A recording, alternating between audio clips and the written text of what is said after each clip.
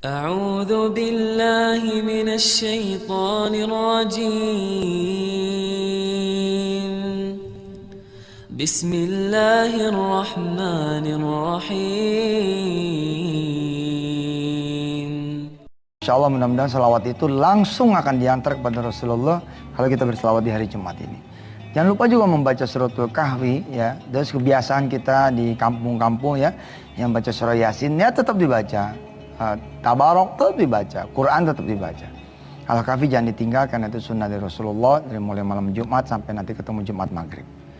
Saudara-saudara yang dirahmati Allah, kemarin saya janji mau bercerita tentang seorang sahabat saya dapat berkah karena dia ngegeber sholat malam 40 malam. Ustaz, emang ada dalilnya tuh? Kita nggak usah ngomong dalil dulu lah, dengerin dulu nih cerita. Jadi sahabat saya ini, ya sebut saya begitu, namanya Yusuf. Dia nggak punya kerjaan, gitu. Nggak ada kerjaannya. Lulus SMA, SMK gitu dia nganggur 2 tahun. Dan dia merasa dia begitu tuh karena pernah menolak kerjaan. Jadi ketika dapat kerjaan jadi kasir, dia menolak. Dia pikir masa gue kasir sih. Abis itu mati lampu gitu, nggak kerja-kerja. 2 tahun dia berjalan. Di 2 tahun itu kemudian di tahun kedua itu dia ketemu sama seorang guru. Dia bilang, coba sholat malam 40 malam turut, insya Allah berubah hidup. Tidak gitu. Mendengar itu karena dia emang lagi butuh, dia geber tuh sholat malam. Dia geber sholat malam gitu. Tapi sampai hari ke-30 berapa begitu nggak ada tanda-tanda bahwa dia bakal dapat kerjaan. Mulai ini hati diliputi keraguan, itu jangan-jangan salah niat apa segala macam gitu. Nah pas ngaji lagi putaran 1 bulan, gurunya ngomong sama dia,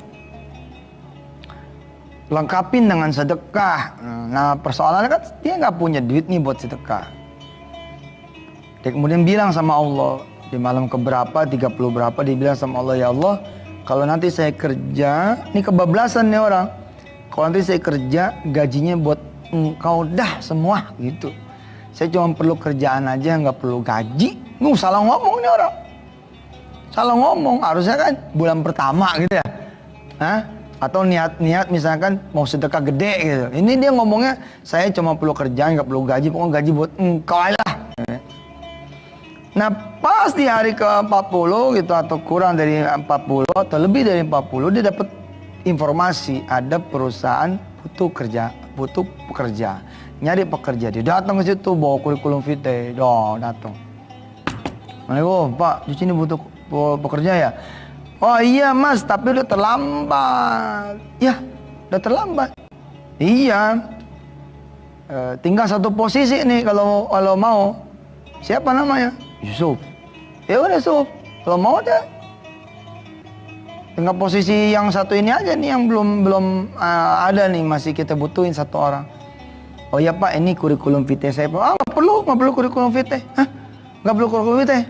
Gampang amat Pak kerjaannya.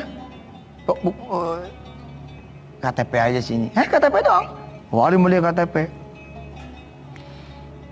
Dia nanya, Pak, posisi saya ntar di mana Pak kalau cuma pakai KTP doang?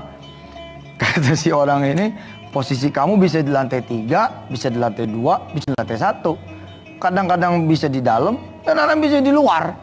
Pokoknya di mana aja yang kotor, itu tempat kamu. Berarti si OB dong Pak. Ada masalah dengan kamu dengan OB? Dia inget tuh 2 tahun yang lalu dia nolak kerjaan jadi kasir. Wah akhirnya dia bilang, iya apa-apa dah. Jadi OB dah, yang penting kerja gitu. Nah di situ dia menginsapkan dirinya, dia bilang perjalanan sholat malamnya mengantarkan dia pada bekerja. Dia yang salah, kenapa tidak minta sama Allah kerja yang enak, kerja yang gajinya jutaan, kerja yang kemudian posisi langsung bagus. Jadi dia bilang, kalau saya minta yang cuma kerja, ya ini dapat. Akhirnya itu dijadikan terminal. Sholat malamnya yang mestinya berhenti di malam 40 itu dia tembusin lagi sholat, pengen naik derajat lebih tinggi lagi. Dan memang Allah kemudian menjamin kita semua kan.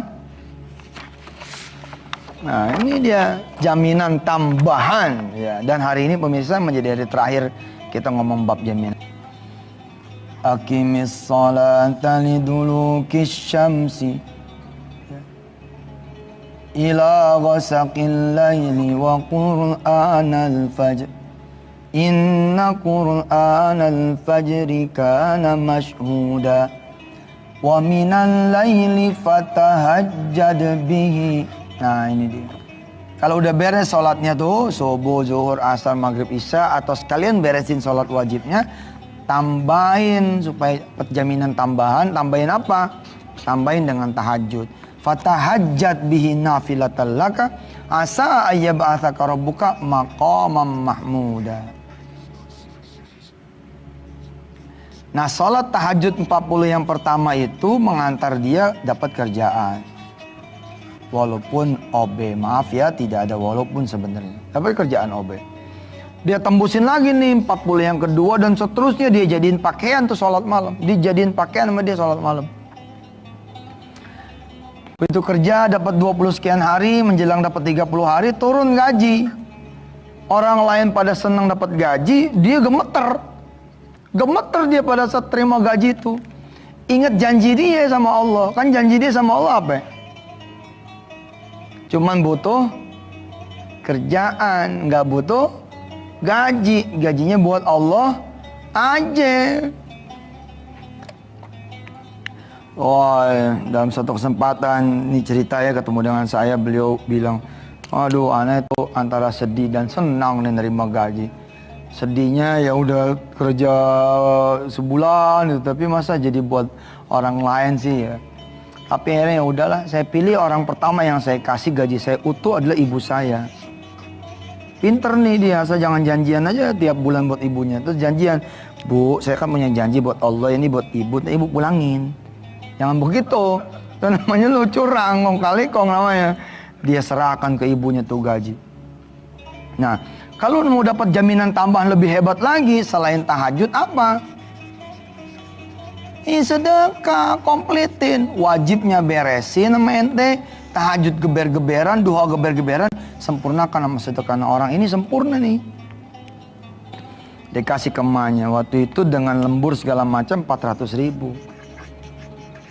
Dia bilanglah sama ibunya, Mak, ini gajian saya. Ibunya nanya lagi, kamu udah misahin? Mak, gak usah nanya dah. Mungkin sedianya nanya, itu misahin belum? Bukan, kamu udah misahin belum? Kalau belum ambil aja berapa. Udah pokoknya membuat emak aja semua. Siapa sangka ternyata nasibnya berubah gitu. Ya berubahnya seperti apa nanti kita lihat ya. Insyaallah. Mudah-mudahan jaminan buat kita bukan cuma jaminan makan, minum yang sifatnya asasi, nafas. Tapi juga ada jaminan-jaminan tambahan. Karena kita mau melakukan ibadah-ibadah nafilah. Ibadah-ibadah tambahan. Baik, saudara-saudara yang dirahmati Allah, urusan sholat ini emang kadang-kadang kita nggak tahu ya yang kita mau temuin itu siapa, sehingga kita tidak happy, kita tidak merasa, oh kita mau ketemu Allah nih yang bayarin utang saya, oh kita mau ketemu Allah nih yang mengangkat derajat saya, oh saya ini butuh kerjaan, saya mau ketemu Allah. Enggak tuh, karena mungkin pengetahuan kita kurang tentang Allah Subhanahu Wa Taala gitu. Kita lebih pengen ketemu yang punya proyek, saudaranya direksi. Bila baru saudaranya direksi kita udah gue punya tuh temen, dia saudaranya direksi. Aduh, ini yang punya direksi. Masa sih nggak tergerak hati untuk menemui Allah gitu kan? Nah orang ini belajar nih dari segala keterpurukan dia. Dia belajar nih tentang Allah Subhanahu Wa Taala. Termasuk tentang sedekah. Begitu dia hajar gaji dia, hari pertama aja udah balik modal. Hari pertama udah balik modal. Lagi leha-leha di depan, datang temen dia pakai motor. Dia bilang, Sof, gua titip motor gua sini ya. Banyak orang lalu lalang nih di kantor, siapa tahu mau motor aneh gitu. Ya udah, berapa duit? Sekian. Udah. Dia ngomong aja tuh sama teman sekantor, mending ngomong di mana? Ngomong di toilet. Lihat loh, Allah tuh yang punya rezeki loh. Allah kutik sana. Atau Allah bilang balik. Lu rezeki pulang lagi kok. Bener loh. Duh. Kita tuh suka nggak melek, Allah tuh yang punya rezeki. Nih orang nih ngomong di toilet Ji, sambil begini, sambil berdiri gitu.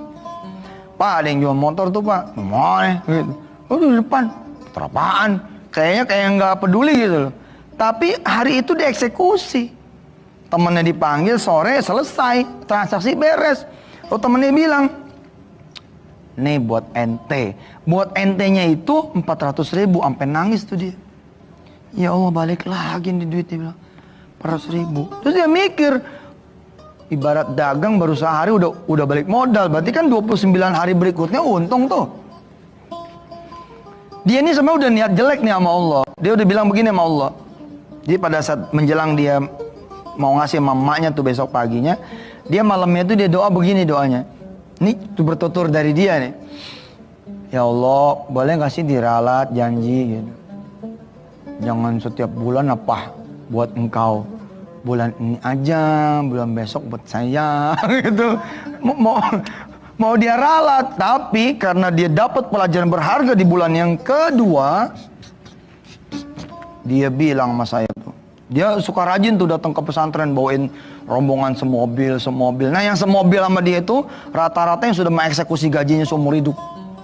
Ya, kerja tapi gaji nggak usah dipikirin, buat Allah aja. Berani nggak? Ente sih berani sama Allah, yang ente nggak berani sama bini kan? Tunggu udah milih bini. Masa kerja buat orang, buat kita yang mana Ustaz? Ustaz mah ada-ada aja. Nih yang ada-ada aja berhasil. Ente lihat tuh. Hah? Hari kedua ada ibu-ibu di lantai 3 apa lantai 2 manggil dia. Beliin lontong gimana teh botol gitu. Ini kan pekerjaan dia, yang dia pesuruh tau. Nah, beliin lontong, teh botol. Waktu itu lontong sama toprak sama teh botol tuh dulu cita 3.700. Kembalinya ada, duitnya gocap. Kembalinya berapa tuh? 50, 37. Begini aja pakai ngitung coba. 43 ya? Hah? Iya 43.000. Berapa tuh? Gak usah mikir lah, susah. Saya soalnya biasa mikir miliaran sih. Jadi 50.000 dipotong 3.700. Ya. Apa kata si ibu ini? Udah kembaliannya buat kamu. Mikir dia. Ya Rob. Ente coba hitung ya, 400.000 sebulan dibagi 30 berapa berarti sehari? Sehari berapa? Tuh jangan aneh, ente juga nggak bisa ngitung. 400.000 dibagi 30 kira-kira 15.000 lah ya, atau 12.000. Nah dia di hari kedua setelah dia sedekah tuh sama sholat malam dia polin, dapatnya berapa coba? 40.000 lebih. Dia bilang, subhanallah. Dan hari-hari berikutnya sampai dia bilang, sampai ini teman aneh bilang Yusuf ini, ya Allah Ustaz, rezeki aneh kayak air. Waktu aneh geber-geberan sholat sama sedekah tiap bulan tuh gaji saya utuh, blak gitu. Pokoknya gaji buang. Nggak diambil buat dia. Dia bilang, aneh permisi doang Ustaz, itu jadi duit.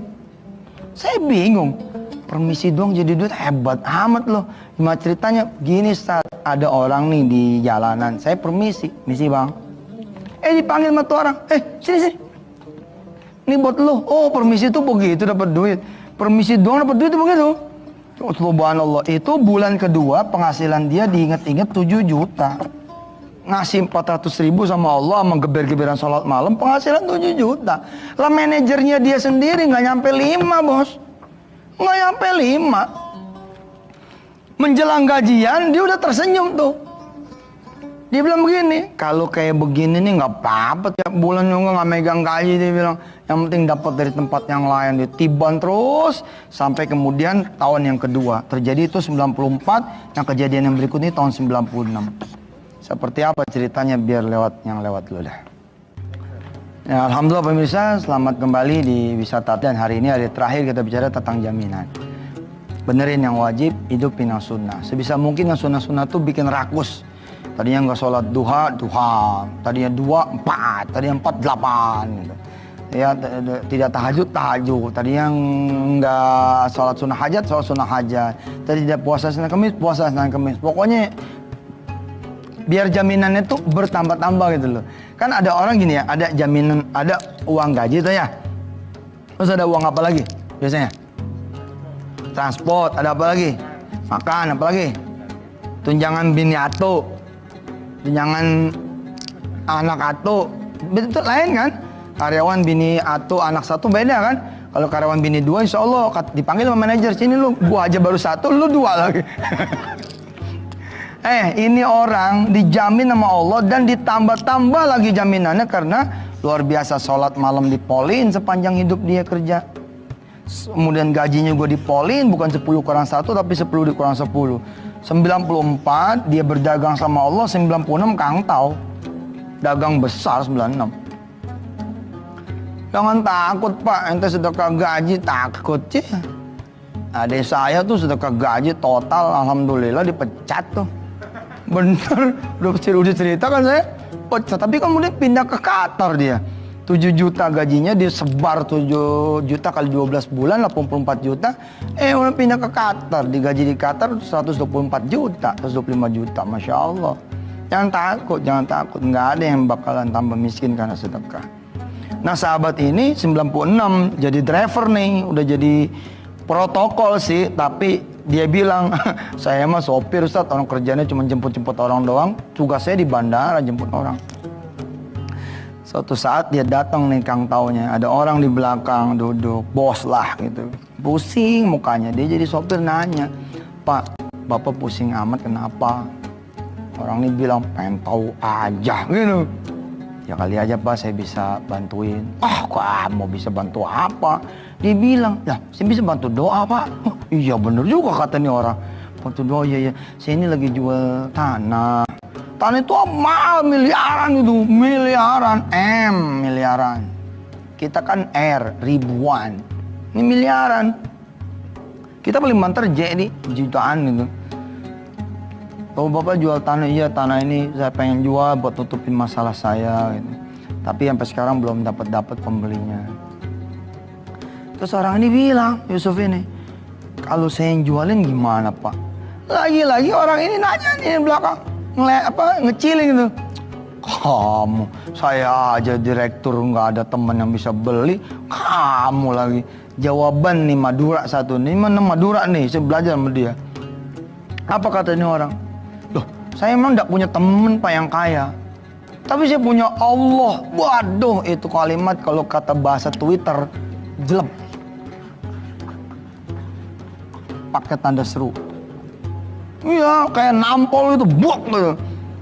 Memang nggak ada Pak saya temen, tapi saya punya Allah.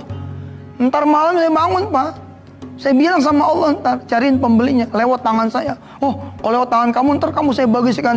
Ya udah doain dah. Didoain tuh, dijalanin tuh sholat malam, babat gitu.